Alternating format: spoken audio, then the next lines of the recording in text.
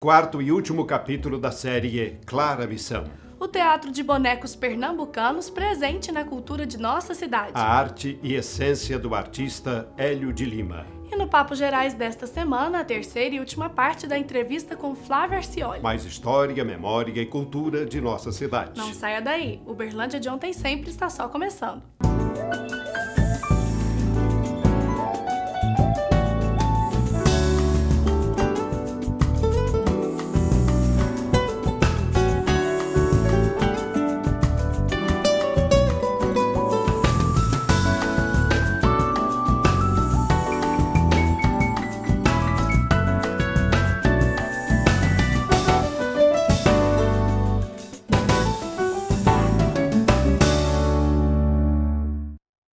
O quarto e último capítulo da série Clara Missão apresenta a possibilidade de se fazer medicina por um olhar poético, sensível e até mesmo musical.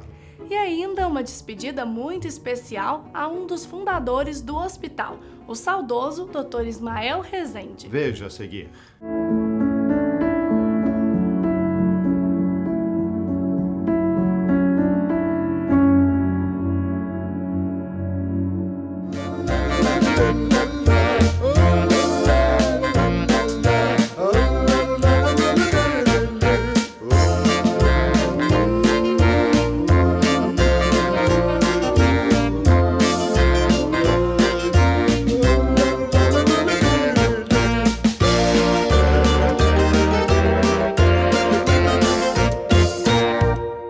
Nós nos sentimos muito acolhidos aqui dentro. Você ter uma notícia de que o seu pai, e para a gente pai é uma coisa muito séria, o seu pai tem não só um, mas 2 cânceres incuráveis, é muito difícil, o psicológico abala, a gente fica muito triste. De repente a gente chega aqui e vê o apoio, o aconchego que foi dado para a gente, ficamos em frente ao posto. Então, os enfermeiros, toda vez que eram solicitados, prontamente vinham com a gente. A psicóloga do hospital veio até a gente inúmeras vezes. A gente ficou aqui por 80 dias. Então, a gente se sentiu em casa. Realmente era um momento que a gente precisava de se sentir acolhido e foi o que aconteceu. O médico pensar no paciente como um ser humano, como um ser que precisa, se ele está ali, é porque ele não está bem. Então, quando um filho seu adoece, o que você faz? Você vai tratá-lo com carinho, com amor. E eu reputo isso como o principal, a principal importância da profissão médica. Mas na década de 60 e anos 70, e eu ainda peguei o início dessa coisa, os médicos tinham prazer de atender gratuitamente na Santa Casa. Então era um orgulho para o médico ele ter os doentes particulares dele, tratar os doentes particulares, mas tratar também das pessoas pobres. As pessoas pobres não ficavam desassistidas.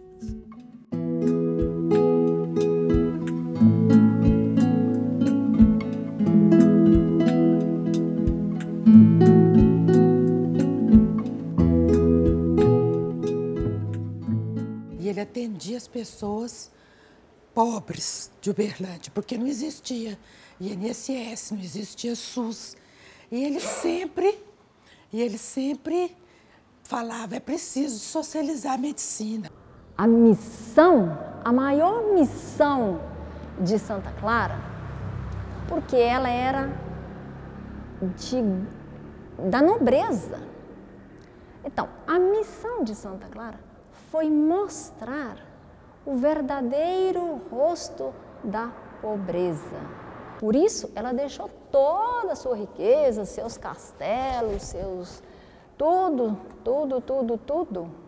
para viver numa simplicidade do pequeno mosteiro de São Damião, na Itália, que ainda está lá como prova para todos os turistas que chegam até lá. A missão, olha, eu acho que é cumprir aquilo que eles juraram lá na formatura deles, que é que eles desempenham como ninguém. A gente fala assim, em Hospital Santa Clara, a gente fica assim muito feliz demais da conta, poder ter até a liberdade de falar que a gente tinha vontade de abraçar cada médico daquele ali.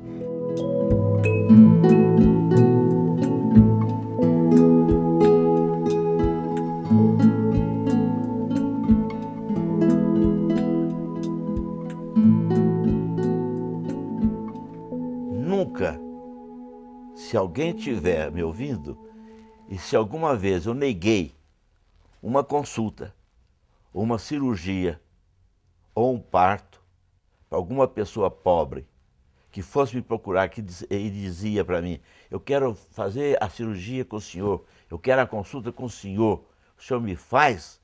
Eu nunca disse não. Então isso me traz assim, no meu interior, uma gratificação muito grande, mas muito mesmo, e soma demais para mim, você está entendendo?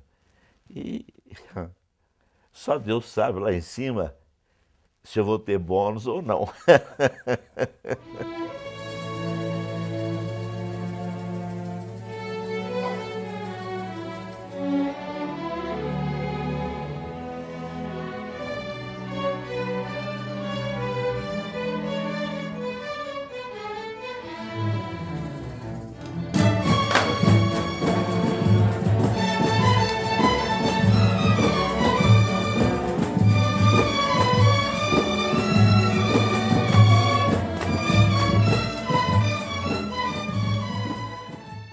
Os bonecos mamulengos representam simbolicamente a cultura do Nordeste, mas aos poucos eles ganham espaço no interior do Brasil. Uma ponte entre Uberlândia e Pernambuco para conhecermos a influência nordestina no teatro de bonecos em nossa cidade. Confira!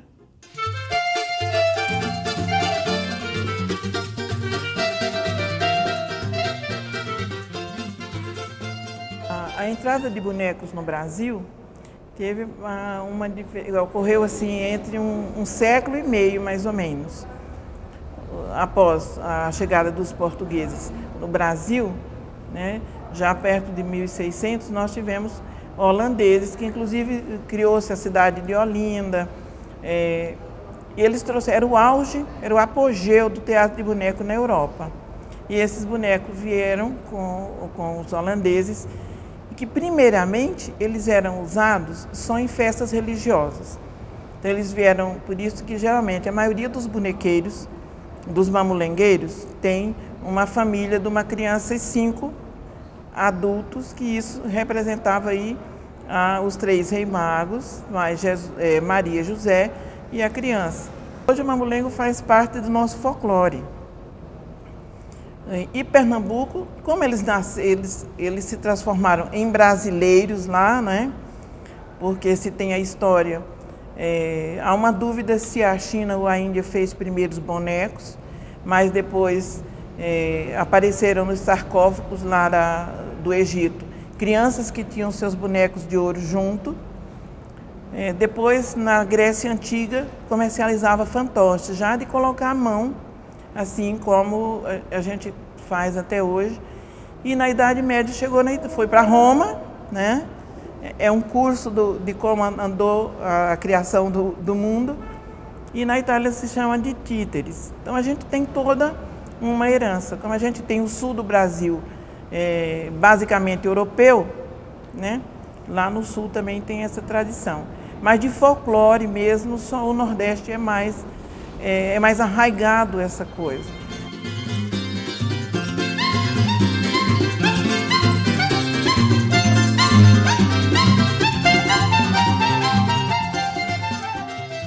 Verificou-se a necessidade de se começar a constituir um acervo de bonecos para que a gente possa construir de maneira interessante a educação dos nossos alunos também com o teatro de animação. E a primeira ideia que se teve foi justamente de se constituir um acervo com bonecos do mamulengo pernambucano. Então entramos em contato com um dos principais artesãos em atividade no Brasil agora, artesão e brincante de mamulengo, que é o mestre Zé Lopes, de Glória do Goitá, da zona da Mata de Pernambuco, e encomendamos uma mala com 36 bonecos que pudessem fazer parte do acervo do próprio curso.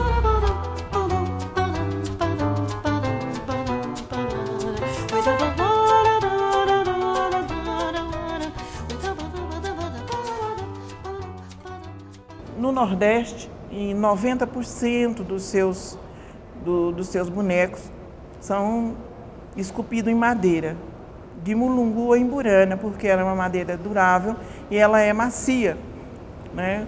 Qualquer um de nós tem grande aptidão, pode esculpir um rosto. Então ele tem as mãos e o rosto geralmente em madeira.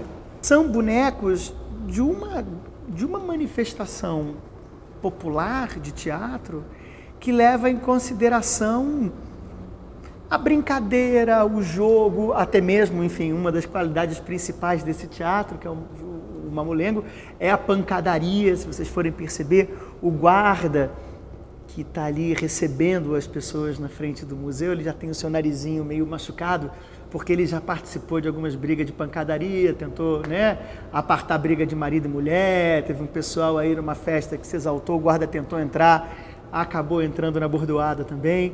A maioria das histórias contadas pelos mamulengos é um improviso, né? Eu chego aqui na sua cidade e tem o Teatro do Riso, em Glória do Goitá, em Pernambuco também, que o Sé Divina é quem cuida desse espaço muito interessante. Ele falou uma vez, eu estava presente num espaço, ele disse, se não for poeta, não se meta. Eu falei, nossa, Zé, eu não sei fazer poema não, mas eu sou bonequeira, você não fala isso comigo não. É que você tem que saber tornar uma situação trágica, por mais difícil que seja, numa história alegre. Então, uma das questões não são obras de arte, são obras de arte, mas não são obras de arte que têm esse sentido da apreciação que se dá apenas com o sentido da visão. Eles podem ser tocados, eles foram feitos para ser manuseados e brincados.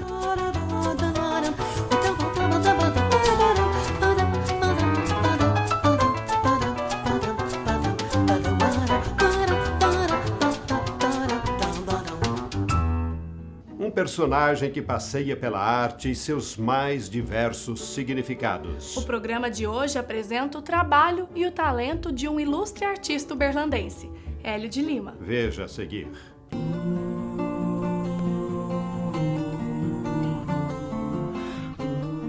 Gostar de desenhar, acho que desde sempre, né? Mas gostar de arte, acho que em função dos meus próprios familiares, da minha casa. Então, na minha casa todo mundo gostava de cantar, de encenar, desenhar. Então isso era uma coisa muito presente, assim, poder cantar, inventar teatro de boneco, criar histórias. Na minha casa, o presente de aniversário que a gente recebia sempre, assim, era quadros, daqueles de quase professor, quadro verde, né? E, então, no fundo da minha casa, era cheio, na varanda do fundo, assim, era cheio de quadros. Então, ficava eu, minhas irmãs, desenhando, escrevendo, brincando de escolinha. Então, ficava assim, passava o dia inteiro.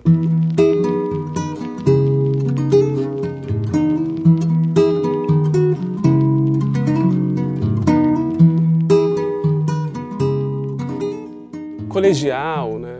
O ensino médio, né? Eu já pensava em trabalhar com os desenhos que eu já fazia, mas eu imaginava como que seria, né? Então, aí eu fiz a escolha do curso de artes e durante o curso eu já fui me dedicando com maior intensidade. Então, até durante o curso, já comecei a fazer algumas exposições, participar de salões para jovens artistas, ser professor também, acho que já estava muito presente. Então, ao longo do curso, como era a formação, que tinha essa formação visual, mas também essa formação ligada ao ensino, então foi uma constante. Eu fiz o mestrado em Campinas, né, na Unicamp.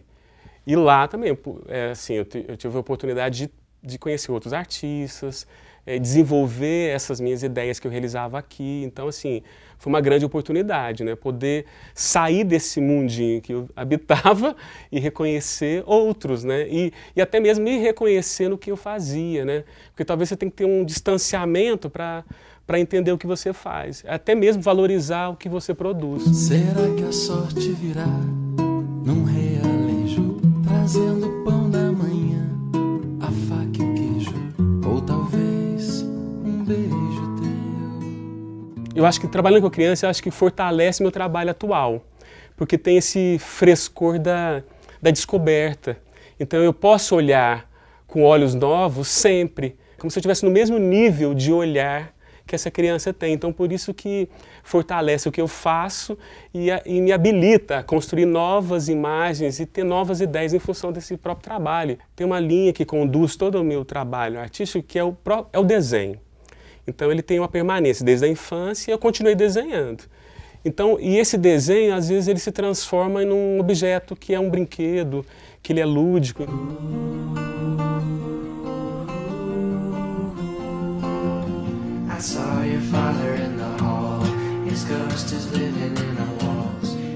Veio a partir da observação dessa realidade que eu vivo. Então, caminhar pela cidade de Uberlândia, passar em frente a alguma casa e aí você vê aquele vaso de plantas no alpendre e querer fotografar ou redesenhar pelo desenho, ou parar num ponto de ônibus, quando você espera o ônibus e observa a paisagem que está ao redor, então as árvores do canteiro. Então, da observação foi gerando essa imaginação, a memória, e a exposição Jardinagem vem um pouco disso, de interligar a imaginação, memória e a observação.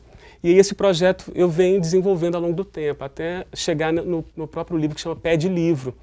Ele é pé de livro porque tem um pouco assim dessa semente do desenho, e eu pude organizar em páginas que tinham essa transparência, porque trabalhavam com essa ideia de sobreposição. Então eu fiz o livro que é meu, né, que o artista criou, né, mas também ele vem com esse segundo livro, que é o livro de quem observa o que eu produzi e também auxilia, né, ou convida quem lê esse a criar o seu próprio livro. Então quem usa o livro, quem está com o pé de livro também pode construir o seu, né.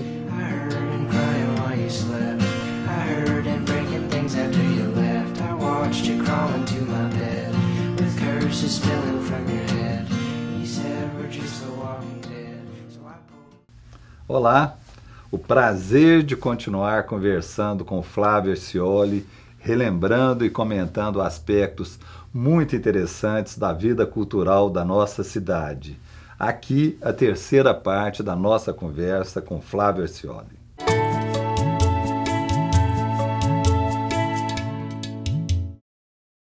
Ô Flávio, qual que é o sonho que você tem nessa área aqui em Uberlândia de ver realizado? Eu acho que, e acima de tudo, o reconhecimento do artista em si.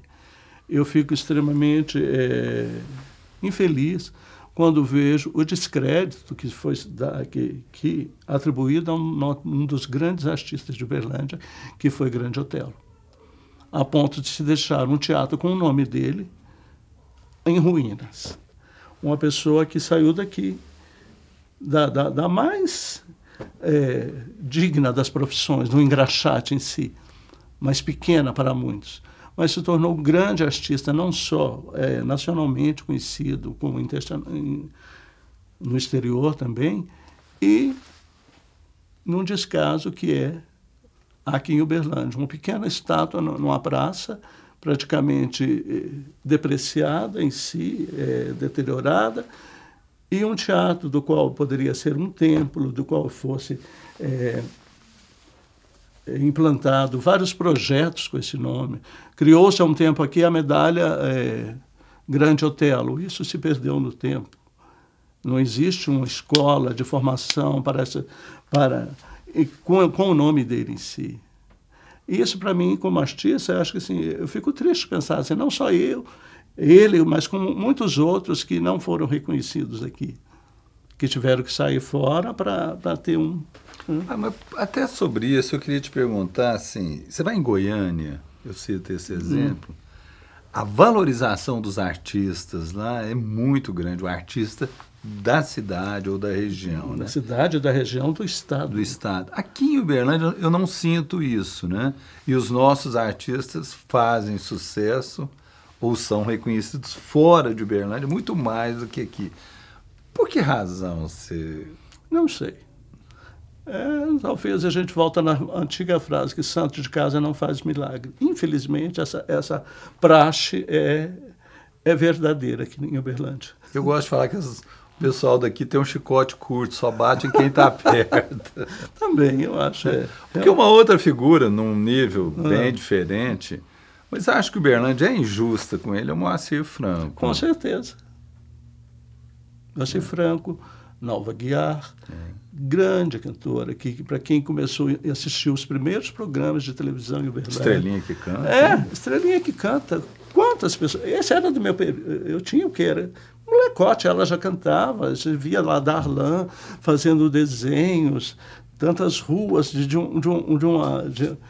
uma voz maravilhosa e tantas outros apresentadores que se perderam, que as pessoas não se falam mais.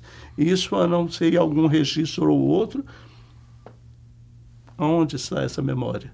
E nós temos uma história tão bonita, né? E acho que assim, se for vasculhar, não precisamos ir longe. Tanta gente, essa nossa história é muito rica. Uberlândia é muito rica. É uma grande terra fértil, realmente. E a nossa história é relativamente recente, né, Flávio? Então, quando você pesquisa, você ainda, muitas vezes, consegue resgatar, né? Tem muita coisa que por aqui. Eu sou da década de 50, sou de 52. Então, assim, de lá para cá, quanta coisa a gente viveu. E eu sei de histórias, assim, você mesmo com os seus almanaques traz tanta lembrança e esse registro. Esse dia eu estava falando, gente, se não fora esse tipo de registro, onde é que está a história de Uberlândia? E o bom humor? A gente nunca pode perder, né? Eu acho que, embora há tantas adversidades que a vida todo dia às vezes coloca pedras no seu caminho, ou você chuta ela, machuca o dedo, ou você pula essa pedra, talvez você caia lá na frente, ou você dê a volta por ela e vai sorrindo. Aí assim é a vida. Sua mãe teve uma influência muito grande nessa vida, né? Qual que foi a lição inesquecível que ela te deixou? Minha mãe era muito bem-humorada. Fazia, não só minha mãe, como minha avó. Minha avó, acho que minha mãe herdou isso dela. Fazia piada de tudo. Era daquelas pessoas que cantava versinho. Chegava para você, sua blusinha verde. E ela inventava um verso e cantava. Ela sempre foi assim. Minha mãe também sempre foi muito alegre. E tinha uma coisa que era sagrada. Ela adorava rezar. E a gente chegava, mãe, isso assim, está acontecendo isso, qualquer problema... Vou rezar para você, espera aí, senta aqui, vamos rezar. Isso, acho que é o poder da oração e sempre esse humor, sempre essa alegria, essa esperança que ela tinha, muito grande. Era uma pessoa muito alegre, você teve a oportunidade de conhecê-la. E assim, isso eu acho que eu herdei, toda essa alegria. Feliz, feliz. Antes mesmo dela morrer, ela começou a passar mal. Eu falei, mãe, vamos tomar um remédio da senhora, só passou mal. Ela, não, meu filho, eu estou bem. Você vai ficar com a Nossa Senhora, os anjos vão cuidar de você, e foi virando para trás e faleceu. Eu fico pensando, gente, para mim foi um momento, uma coisa extremamente drástica, aquela coisa horrorosa, você vendo uma mãe. Eu não acreditava naquilo, mas eu falei, gente, depois de um tempo eu pensei, foi a melhor forma dela, rezou a vida inteira. Ela fala, eu nunca vou dar trabalho para você. Eu falo, mãe, mas eu fui enfermeiro, eu posso cuidar da senhora. Não vou te dar esse trabalho. E não deu. Tinha um problema de isquemia dela, às vezes caía, dava pequenas faltas, pequeno lapso de memória, mas voltava sempre. O que aconteceu? Eu falo, não aconteceu nada. Eu passei mal? Eu falei, não, a senhora não passou mal, não, foi uma coisinha. Nunca contei. E ela sempre assim, vivia aquilo com alegria, sabe? E esse momento foi, da passagem dela para mim, eu acho assim, se é que eu acredito nisso, rezava a vida inteira por Nossa Senhora. Acho que Nossa Senhora veio buscá-la da melhor forma possível. E hoje eu só posso lembrar dela com muita alegria. Continuo o hábito de continuar rezando sempre o meu texto, as manhãs e as noites, e assim, que isso eu herdei dela. E essa alegria. Esse é o grande legado. Flávio, só perde quem teve, né? Só perde quem teve. Você também teve uma mãe maravilhosa, do qual eu pude conhecer, de uma alegria enorme. E acho que quem tem mães assim, pais assim, então agrada, o que você pode querer da vida? Simplesmente ser feliz, não é? E agradecer a todos os dias por isso. E tentar retribuir, né? Retribuir. Retribuo sempre cantando e atuando sempre. Prazer muito grande. Muito obrigado. Até a próxima. E hoje nós ficamos por aqui. Acompanhe as nossas matérias através do site uberlandiadeontensempre.com.br ou envie as suas sugestões para o e-mail close@close.com.br. E até o próximo programa. Se Deus quiser.